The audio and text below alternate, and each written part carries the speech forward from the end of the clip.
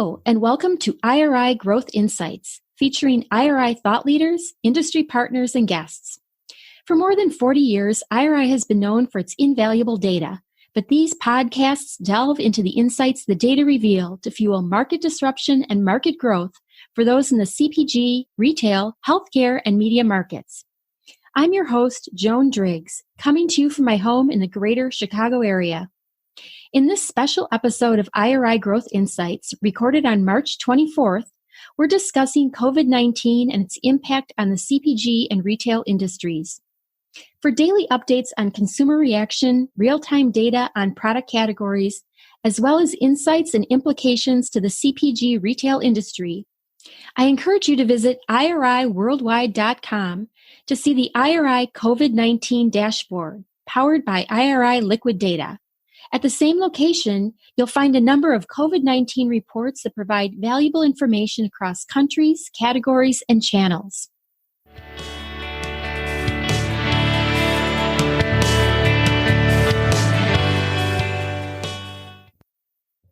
As many areas of the U.S. move from containment to lockdown, IRI has been monitoring the impact on CPG manufacturing, retail, as well as consumers shifting shopping behavior and what they're finding on the shelves. We've seen the mad rush of panic shopping around consumers and on the supply side. We've been working with retailers and their manufacturer partners as they lean in on accepting and addressing this unprecedented situation. IRI has released a number of reports on COVID-19, including some with our partner, BCG. To talk about this situation, I'm joined by IRI's President of Strategic Analytics, KK Davey, who has authored some of these reports. And we're going to talk about some of these implications and steps that retailers and CPG manufacturers can take to prepare for the months to come. Welcome, KK. Thank you, Joan. Good afternoon or good day. I am happy to be here on one hand, but this is a big tragedy, the pandemic. And it's so sad to see so many people suffering. And I just got this news flash that the country that I hail from, which has 1.3 billion people, is just now going into lockdown as COVID seems to have gone to India as well. So it's really a bit mixed emotions that, we all are dealing with this situation. Well, and I think that is really important to understand, KK, because not only are we looking at what's happening around the world, looking at our industry, but just like everybody else, we're dealing with this on a personal level as well. I mean, I believe you're at home with your family. You've managed to round up some of your children. Am I right? Yeah. No, two of my daughters happened to be here for spring break, and then their colleges got shifted to online. All the students were asked to leave all the dormitories, and luckily my children were already here, and so they are living with us and doing their classes online. So right now in our family, three of us we're all in three different rooms doing our work online and on Zoom and so on and so forth. College classes are happening, projects are being done, working with teams, whether it's in college or here at work. Well, hoping that you have good Wi-Fi at your house, that's for sure. Yeah. Well, let's talk. Yes, luckily we do. Let's talk a little bit about what we're seeing in other markets, KK, because the U.S. Is in one place. You just mentioned that India is going into lockdown, but there have been some areas that have been locked down for a couple weeks, that are a little bit ahead of us. And we're kind of looking to those countries, those areas, and I'm thinking of Italy and France. Let's talk about what implications we can learn from those areas that might be applied to what's happening here in the U.S. Yeah, clearly China, was the first one to kind of have this unfortunate incident way back in December, January, and it's good to see that slowly Wuhan, the first place that got affected with COVID-19, is beginning to limp back to normalcy. So that's kind of hope, because just to a large extent, it's been about a 3-month ride there. And if that's a model, and hopefully scientists and advanced countries can accelerate that timeline, but hopefully we'll be out in 3 months, but who knows? The more analogous to us, closer to home, is Italy, where the first set of events started happening in mid-February, and Italy has been leading. It's about 3 or 4 weeks ahead of United States, and of course other countries like UK and France and other European countries are also quite affected. And unfortunately, as we heard from our Italian colleagues recently, there are quite a few fatalities in Italy. It's a big tragedy there.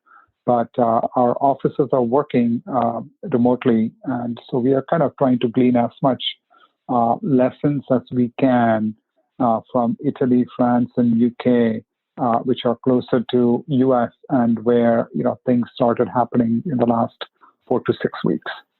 One of the things that I've been observing in Italy has been that mad rush, that crazy stock up that they witnessed a couple weeks ago, which is many, many markets across the globe have experienced. It's tapered a little bit, but people are still buying a lot of shelf-stable products, a lot of rice and cereal and pasta. So I feel that, and I hope that you'll, weigh in on this, that people are still concerned about stocking up, but they're also really focused on getting all those meals on the table. I mean, that's 3 meals a day. Yeah, 3 meals a day. I'm looking at the data, the most recent data from many of our countries, as well as the United States. Meal components or meal ingredients is predominantly the main component, other than healthcare related ones like sanitizers and cleaning cloths, etc., that have all been written up in the popular press a lot. But if you kind of look at food and beverage products, it's really the meal ingredients like pasta, rice, canned meat, canned vegetables, frozen meat, and so on. Those are the kinds of products that are still, flying off the shelf here, as well as here in the U.S., as well as in many markets around the world. Right. And we have seen a lot of the healthcare related products also kind of spike at the beginning, but it's much more meals. One interesting factoid I just heard from our Italian colleagues is that there's quite a bit of alcohol also selling a lot. And then he explained it's not because Italians are drinking or consuming more alcohol. It is a good hand sanitizer, in the fact that in the face of empty shelves for Purells and hand sanitizers, a number of consumers are also taking alcohol, 75% proof, whatever, the harder alcohol to kind of sanitize themselves, it looks like. That's just so interesting wrong. applications. So wrong. It's not the same, unless maybe they're talking about grappa, which has a much higher alcohol content, but it's not the same. Yeah, I met a neighbor of mine who said, I take vodka because it's 75% proof. I'm using that instead of sanitizer. I said, okay. Okay, maybe he's trying to sanitize from the inside out. Okay. So I also, one of the things that's really interesting is been the tremendous leap in usage of click and collect in Italy. And I would anticipate that is going to be really big stateside. Yeah, no, the first set of data just came out this morning in terms of click and collect, even in the U.S., e-commerce in the U.S., from our Ecommerce eMarket Insights. And clearly, e-commerce is taking off here, both in click and collect and home delivery. As we have seen, Amazon is hiring, thousands of workers to fulfill demand in many markets. To schedule delivery is becoming harder and harder. Amazon, I think the lead times are now going to 7 days and 10 days. And Walmart is also staffing up for click and collect and home delivery in addition to their stores. And so there's, I was just reading an article in today's journal that probably 400,000 workers are being employed additionally by Amazon, Walmart, and a number of others, even food service delivery, to help deliver products, but also to restock the shelves. Companies are also hiring quite a few frontline sales force to quickly restock the shelves in supermarkets. So I think e-commerce is gaining ground. We have clearly seen that in Italian data. We have a day-by-day Italian data that we included in one of our reports on our IRI Insights portal that shows that click and collect and home delivery spiked severely as stay-in-home orders are kind of issued by various countries. So we do expect e-commerce to continue, and I think in China also we saw quite a bit of press reports that there was a lot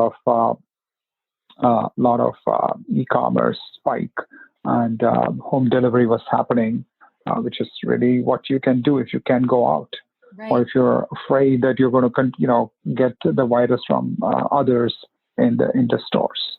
And I know in China, a lot of the food service workers were part of that team of people who helped, with the home delivery. And I would imagine that's, because the restaurant industry here in the U.S., it's not like the last recession where things kind of dwindled out slowly. It really took a hard hit immediately. So hopefully they're, in the short term or for the duration, maybe that's a great labor market for our retail partners and Amazons of the world to kind of tap into.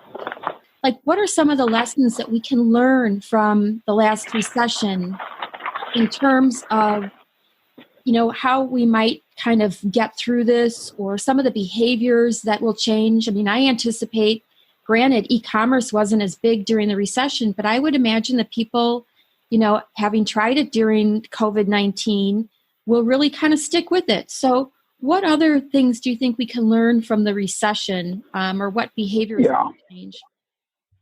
Yeah, the unfortunate byproduct of COVID-19 has been this whole economic anxiety that has surfaced with consumers, very rightly so. I have heard, I've seen press reports that there are 15 million workers who are involved in all of food service, right? Bars, restaurants, servers, waiters, people who deliver, who give us, service in restaurants. And, with the economic shutdown that we have in the country right now, rightfully so, that policymakers are trying to balance between health versus economy. Right now, they are prioritizing health, which is right, because if you don't have lives, you can't work. But unfortunately, I think there are lots of reports that it's 15 to 20, 25 million people are out of work. And I know the Senate and the Congress are working in the U.S. to pass some relief measures, and hopefully they'll do that soon. But the reality is, there's a spike in filing for unemployment, and the websites kept crashing. We will get the labor report, I believe, this Thursday, and then again next week. And economists are predicting Q2 GDP will kind of grind to a halt and will decline somewhere between 25 to 50%, which has not been seen. Even I believe in some of the past recessions, we have seen a contraction of 8-10%. And this kind of a contraction is going to affect consumers severely, particularly those that cannot work from home like you and I do. I mean, these are people who are in the service industry, helping consumers and serving consumers. So it's unfortunate, and that is creating a lot of anxiety. And even those who are on jobs, we have seen Marriott workers being furloughed. Airlines have kind of furloughed their employees. Entire tourism and travel and other service sectors are grinding to a halt. Shops are being closed. So this is leading to a whole slew of economic anxiety and economic worry, as we will be publishing a survey that Joan, you and some of our other team members led. But coming back to recession, so this is definitely a recession, a government-induced recession for the health purposes. And some people worry that it may be a depression. So what we did was to kind of go and look at past 3-4 recessions. We have had a few recessions in the past. The Great Recession of December 2007 to June 2009, caused by the by the mortgage crisis and so on and so forth. It was a financial market-driven recession. In early 2000, we had a recession from 2001 March to November. Again, in early 90s, we had a July 1990 to March 1991 recession. So what we did was to take a look at these recessions, even though this time it's really very different, because in none of those recessions, people were ordered to stay at home and businesses are asked to close, and non-essential workers have been asked not to travel, et cetera, et cetera. So this time is extremely different. But still, as human beings, we are likely to react in some similar fashion to the extent possible. So we went and looked at it to see what happens. And some of the findings are, in this food and beverage stores, that is tracked by U.S. Bureau of Census. It's typically a recession-proof industry because we all need to eat. It kind of the sales growth kind of comes down a little bit in recessions, but not as much because there is population growth and people need to eat. People may substitute higher value items to lower value items.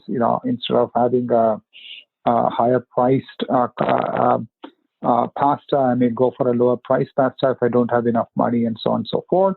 But still, I have to eat, right? So that the in-home food consumption kind of remains fairly stable, though pantries do shrink. There is less wastage, and there is a little bit substitution from premium products to value products, and so on and so forth.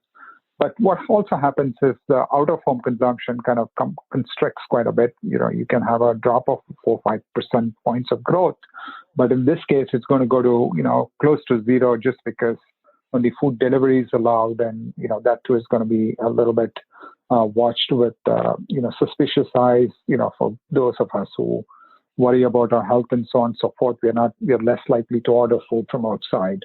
So that is going to come down. What we are also seeing is that it takes about a year to 2 post-recession for things to come back to normal. This is again in the past. Here, with all the incentives, et cetera, we are trying to put together, governments are trying to put together. Hopefully, we will come back to normal earlier. And what is the impact on CPG manufacturers? CPG manufacturers who have predominantly sell for in-home consumption are going to be fine because there is a surge in demand right now as pantry stocking is happening. But manufacturers who also sell to food service, the canteens and cafeterias and vending machines and college dorms and airport restaurants and bars and hotels and a whole bunch of places, they are going to that part of the business is going to shrink, and those are typically a higher margin, so there will be a margin compression for food and beverage manufacturers who have a higher exposure to food service. We are certainly seeing a bunch of center store products spiking quite a bit as people are buying their canned soup and canned meat and canned products. And as we all know, in the last few years, people were kind of trying various other diets as opposed to the tried and trusted through past brands like Kraft mac and cheese and Campbell's soup, et cetera, et cetera. Now they are buying a lot of that, and it's going to be interesting whether consumers who kind of try those, buy those products that they haven't bought for a few years, are they going to stick to it? Are they going to rediscover their fondness for such products? We'll have to wait and see. There will be an interesting dynamics with private label.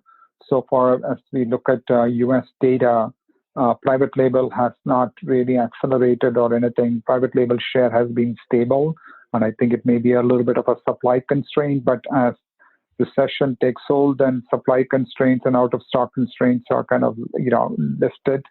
I do expect private label to go up, which is what we have seen in the past. And we have also seen in the past that value channels, dollar stores, Walmart, and a whole bunch of stores that consumers perceive as value, offering value, will increase, which is again a thing that we have seen in past recessions. People will be searching for deals and looking for price versus just convenience. In the past, few years, we have consumers have prioritized convenience over price. We do expect price to become more important, price and promotion to become more important if this economic slowdown persists and takes some time to recover. I'd like to ask a little bit more about private label, because what I've observed in the past several years is that some retailers have done an absolutely amazing job of really pouring some innovation and some money into their more premium products to compete with national brand premium products. Do you anticipate that some of those more successful private label retailers are going to focus some of their SKUs on maybe the lower tier products to help people through this? Or what do you anticipate changing there? Yeah, the private label store brands, right? So just, private label / store brands. I remember speaking at a private label conference, 25, 30 years ago now. I can't even recall when that was. At that time, in the U.S., the private label was around 18% or so of the total food and beverage products. And lo and behold, today, after at least 25 years, right, it's still at 19%. So private label kind of goes up and down over various time periods, but private label has really not grown in the U.S. for various reasons. I do expect private label share of food and beverages as a dollar share to remain constant, maybe tick up a little bit, but I do think there will be a lot more shift to opening price points to offer value, and clearly Aldi has kind of become much bigger now than the previous recession.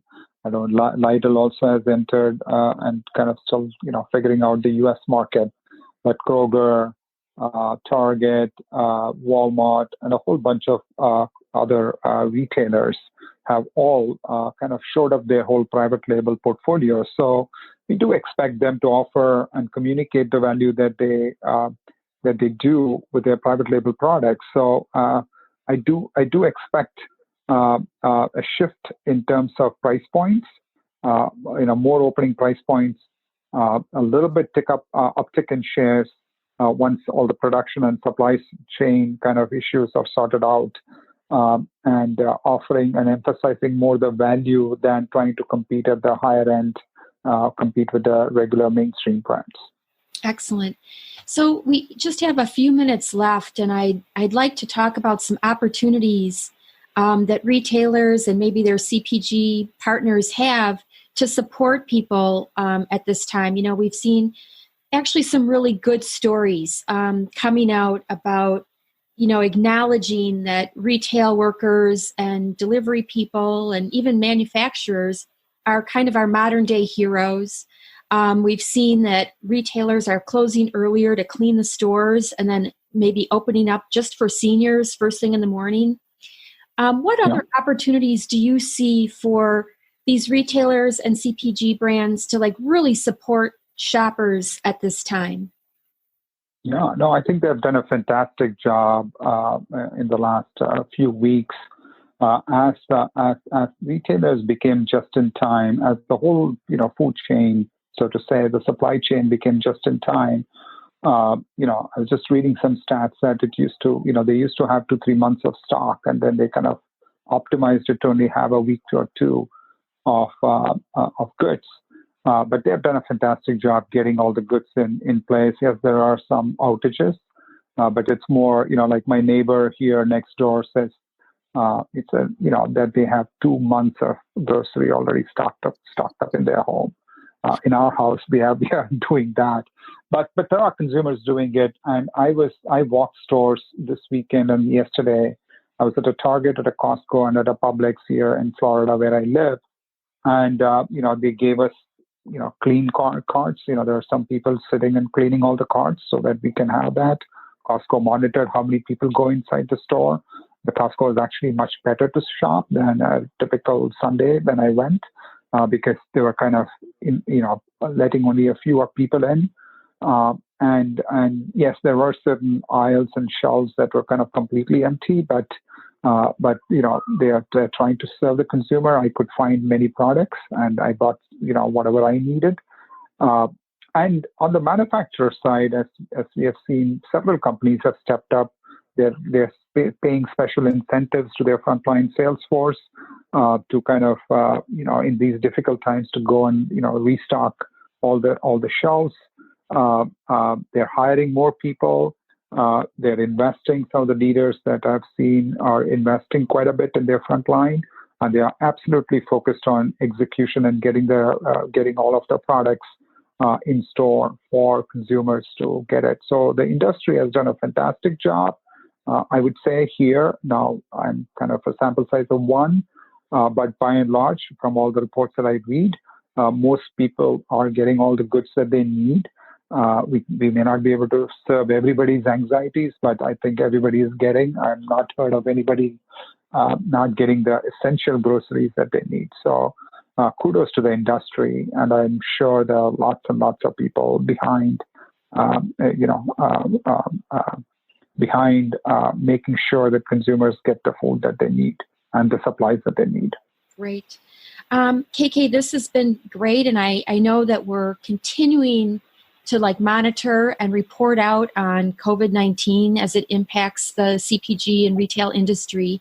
So in wrapping up, I just want to recap a couple of the things that I heard from you today, and that is that for the most part, the CPG and retail industry is recession-proof, and particularly in this time where more of the food dollar is shifting back into the home, we're really delivering to most consumers most products. We're definitely in a recession, and people are going to be looking for lower-priced products. But again, in-home food consumption is going to continue, so look for a rise in private label, and then maybe shopping at more value stores. And then we also are seeing a huge rise in click and collect and home delivery, and that might be one of the things that really sticks after this recession and COVID-19 is over. And finally, we'd like to just acknowledge the great work being done by grocery retail, by all CPG retail, and their CPG partners, really stepping up and trying 24/7 to ease as much of the anxiety of consumers as possible. So with that, thanks for listening. And KK, I'll look forward to speaking with you again soon. Thanks, Joan. Thank you for listening. Please visit iriworldwide.com to view the IRI COVID-19 dashboard and insights portal, where you'll have access to daily updates, in-depth reports, as well as observations and implications for the CPG retail industry. Please become a subscriber of IRI Growth Insights and let us know what you want to learn more about. We'll serve it up in a future IRI Growth Insights episode. Look for us wherever you get your podcasts, and be sure to review IRI Growth Insights. Also, visit us on the web at iriworldwide.com and connect with us on Twitter, Facebook, and LinkedIn.